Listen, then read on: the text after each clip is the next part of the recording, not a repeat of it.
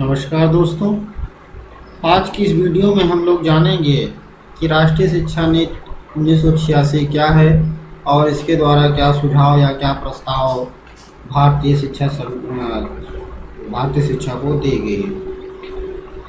तो सबसे पहले आइए जानते हैं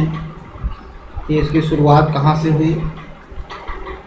उस समय तत्कालीन प्रधानमंत्री 1985 में जब वहाँ प्रधानमंत्री श्री राजीव गांधी जी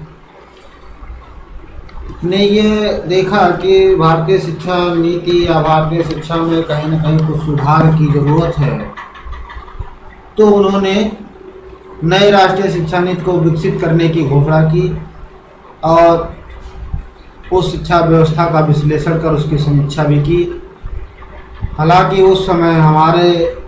देश की आर्थिक स्थिति इतनी सुदृढ़ नहीं थी कि शिक्षा पर ज़्यादा खर्च किया जा सकता। फिर भी हमारे शिक्षा मंत्री जी ने उस समय पे ये घोषणा की कि स्थिति चाहे जो भी हो, किंतु नई शिक्षा नीति को हम अंतिम रूप देंगे और उसको अच्छे से लागू किया जाना बहुत ही आवश्यक है, जो कि समाज और राष्ट्र के लिए बहुत ही आवश्यक है। तो 1986 में संसद द्वारा राष्ट्रीय शिक्षा नीति के प्रारूप को स्वीकृति प्रदान की गई और इस शिक्षा से ऐसा अभिप्राय था, इस शिक्षा प्रणाली से, राष्ट्रीय शिक्षा नीति 1986 की प्रणाली से ऐसा अभिप्राय है, ये अभिप्राय था इसमें कि वो व्यक्ति, वो बच्चा, वो बालक किसी भी जाति का हो, धर्म का हो, संप्रदाय का हो, लिंग का हो, कहीं पर भी निवास करता हो, इसके आधार पर सभी को तुलनात्मक और गुणात्मक शिक्षा दी जाएगी और किसी भी शिक्षा के साथ कोई भी भेदभाव, किसी भी व्यक्ति के साथ कोई भी भेदभाव किसी भी प्रकार का, चाहे लैंगिक हो, धार्मिक हो, नैतिक हो, निवास के जगह हो, कहीं पर भी उसको कोई भी भेदभाव नहीं किया जाएगा, उसके साथ कोई भी दुर्व्यवहार नहीं किया जाएगा। राष्ट्रीय शिक्षा नीति 1986 में नवीन राष्ट्रीय शिक्षा नीति लागू की गई ताकि शिक्षा में व्याप्त तमाम कमियों को दूर किया जा सके, जो देश के वर्तमान और भावी राष्ट्रीय आवश्यकताओं के अनुसार शिक्षा का स्वरूप तैयार किया जा सके। यानी कि देश में एक ऐसी शिक्षा व्यवस्था को लागू करना जो भावी राष्ट्रीय आवश्यकताओं की पूर्ति कर सके और हमारी आवश्यकताओं को पूर्ण कर सके। राष्ट्रीय आवश्यकताएं हमारी उस समय क्या थी? उस समय देश विभिन्न वर्गों में, विभिन्न संप्रदाय में, विभिन्न कुरीतियों में बटा हुआ था। तो हमें क्या करना था? उस समय सबसे बड़ी आवश्यकता थी, हमें इन कुरीतियों को, इन बुराइयों को दूर करने की आवश्यकता थी, जिसके फलस्वरूप इस शिक्षा नीति में ये किया गया कि शिक्षा प्रणाली में बिना किसी जाति, पाति, धर्म, स्थान या लिंग के भेद के साथ बालक के लिए एक निश्चित स्तर तक तुलनीय कोटि की शिक्षा का प्रावधान करने का निश्चय दोहराया गया। अर्थात व्यक्ति, बच्चा किसी भी जाति, धर्म, संप्रदाय, स्थान निवास करता हो, उसे इस आधार पर शिक्षा से वंचित नहीं किया जाएगा। इस प्रावधान में, इस नीति में राष्ट्रीय आवश्यकताओं पर जो बल दिया गया उसको देखते हैं हम लोग। तो राष्ट्रीय शिक्षा प्रणाली का मूल आधार क्या था? मूल आधार था भारतीय संविधान में वर्णित समानता, धर्मनिरपेक्षता, लोकतांत्रिक समाज के आदर्शों और जो उस संविधान में इन आदर्शों को दिया गया है उसको मानना, उसको लागू करना।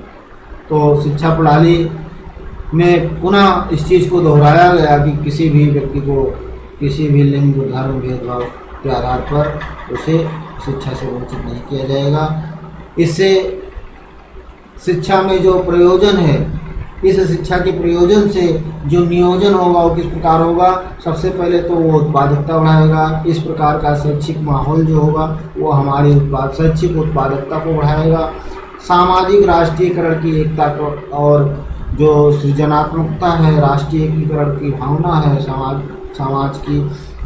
दीन दशा को सुधार करेगा। यानी कि समाज में एक राष्ट्रीय एकीकरण का सृजन होगा, जिससे देश में बंधुत्व की भावना का विकास होगा, देश के देश को एक बंधुत्व प्रभुत्व संपन्न राष्ट्र बनाएगा। अगली बात जो कही गई वो कही गई आधुनिकीकरण। जो आधुनिकीकरण है, हमारा समाज जो अभी तक केवल प्राचीन अवधारणा में जी रहा है, उसको एक नई अवधारणा में लाने की प्रक्रिया को तेज किया गया या तेज करने का उसमें अवसर दिया गया, तेज करने की पहल की गई, ऐसी बात को इस पे कहा गया। और सामाजिक नैतिकता, जो समाज की नैतिकता है, समाज में व्याप्त तमाम तरह की कमियां हैं, उनको दूर की जाएंगी, उनको दूर करने का प्रावधान किया गया, उनको दूर करने का प्रयास किया गया। और आध्यात्मिक मूल्य जो हमारे ज्ञान है, ज्ञान को बढ़ाने की बात की गई कि जिससे हमारे बच्चों में ज्ञान का एक विकास होगा। प्रबुद्ध बालक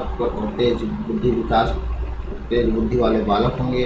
और वो हमारे राष्ट्र का निर्माण करने में हमारा सहयोग करेंगे। जनता उस समय इन तमाम कुरीतियों से, उन तमाम बुराइयों से व्याप्त थी, इसलिए समाज में ऐसी बुराइयों को दूर करने का प्रयास जो नीति आयोग में कहा गया, उससे शिक्षा के द्वारा सामाजिक तौर पर, आर्थिक तौर पर, सांस्कृतिक तौर पर उस राष्ट्र को, हमारे राष्ट्र को एक लक्ष्य मिलेगा, एक शक्तिशाली देश बन सकेगा जो सामाजिक तौर पे, आर्थिक तौर पर और सांस्कृतिक तौर पे सुदृढ़ होगा। हमारे यहाँ पर हर धर्म, हर संप्रदाय, धर्म अर्थात कहने का मतलब धर्म निरपेक्षता की ओर पहल होगी और राष्ट्रीय लक्ष्य को इससे प्राप्त किया जा सकता है, जन भावना को एकीकृत करके। अब आइए देखते हैं इसकी विशेषताएं क्या थी। राष्ट्रीय शिक्षा नीति की विशेषता,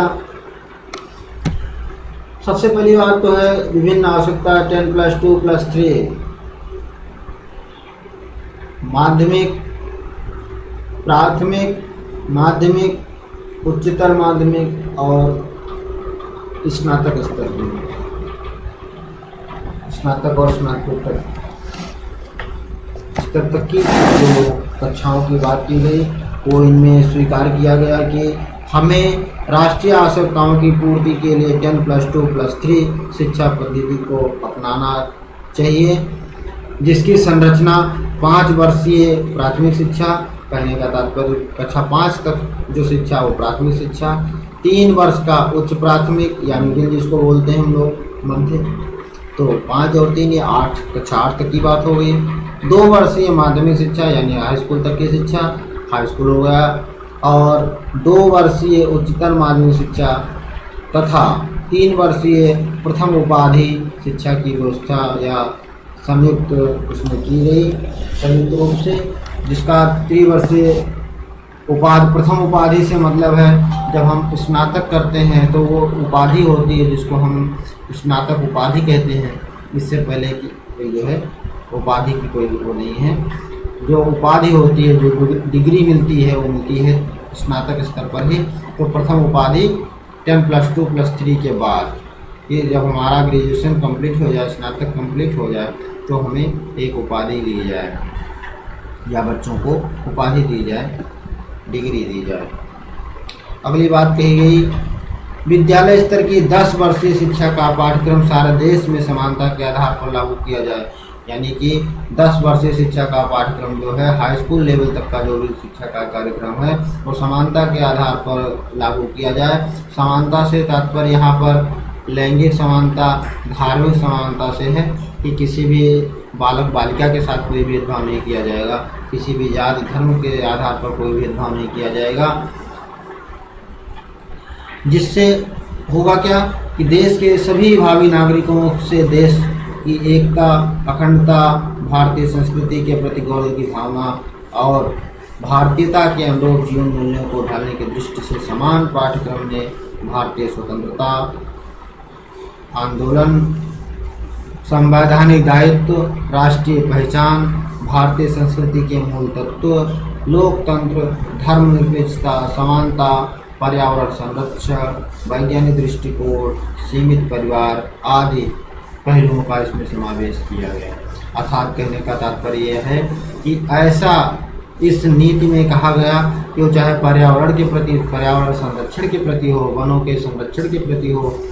या सामाजिक पर्यवेक्षण के तौर पे हो, हमको हर व्यक्ति को क्या करना है, समानता का अधिकार है और सबको इसका पर्यावरण का या धर्मनिरपेक्षता का, समानता का, वैज्ञानिक दृष्टिकोण का आदर करना है। हमें हर संभव ऐसा प्रयास करना है, एक ऐसी नई सोच विकसित करना है जिससे राष्ट्र का निर्माण सार्वजनिक तौर पर हर तरफ से हो,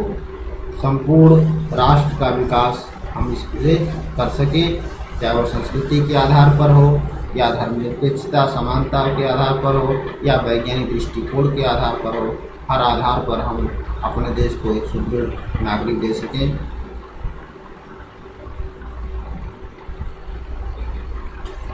अगली बात जो कही गई इसमें, शिक्षा के क्षेत्र में विशेष रूप से उच्च शिक्षा तथा तकनीकी के शिक्षा के संदर्भ में प्रतिभाशाली विद्यार्थियों को शिक्षा प्राप्त करने के समान अवसर प्रदान करने की व्यवस्था की गई। अर्थात जो प्रतिभाशाली बच्चे हैं, प्रतिभाशाली बालक हैं, वो चाहे उच्च शिक्षा में, तकनीकी शिक्षा हो या कोई और उच्च शिक्षा हो, सब में समान अवसर देने की व्यवस्था की गई। शोध और विकास तथा विज्ञान व तकनीकी के बारे में देश की विभिन्न संस्थाओं के बीच व्यापक ताना बाना स्थापित करने के लिए विशेष उपाय किए जाने के प्रयास प्रारंभ कर दिए गए। अर्थात शोध जो कार्य है जिससे एक नई दिशा और दशा मिलती है, किसी भी शोध को करने से जो भी समाज को या पाठ्यक्रम को या उस शिक्षा विभाग को हर तरफ से जो एक नया प्रारूप तैयार होता है शोध से, जो एक नई अवधारणा और पुरानी में क्या अंतर है, क्या कैसे हम इसको विकास कर सकते हैं, पुराने में क्या कमियां हैं, क्या अच्छाइयां हैं, इन सबका जो शोध और विकास करना है उसके बारे में एक नया ताना बाना बनाने की बात कही गई। चाहे तकनीकी शिक्षा हो, वैज्ञानिक शिक्षा हो या कोई और भी जो भी शोध कार्य हैं, उनमें एक नई सोच, नई विचारधारा का प्रयास करने का बल दिया गया।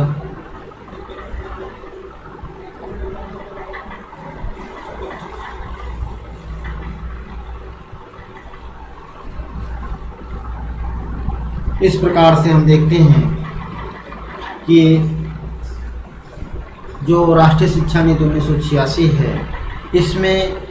विभिन्न पहलुओं पर समाज के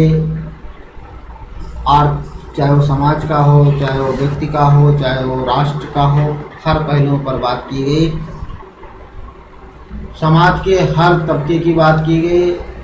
चाहे वो महिला वर्ग हो, चाहे वो गरीब वर्ग हो, चाहे वो किसान वर्ग हो, हर वर्ग की शिक्षा दीक्षा का इसमें अवलोकन किया गया। हर एक को आगे बढ़ाने की बात की गई। तो इस प्रकार से ये शिक्षा नीति 1986 अपने आप में बहुत ही अच्छी शिक्षा नीति रही।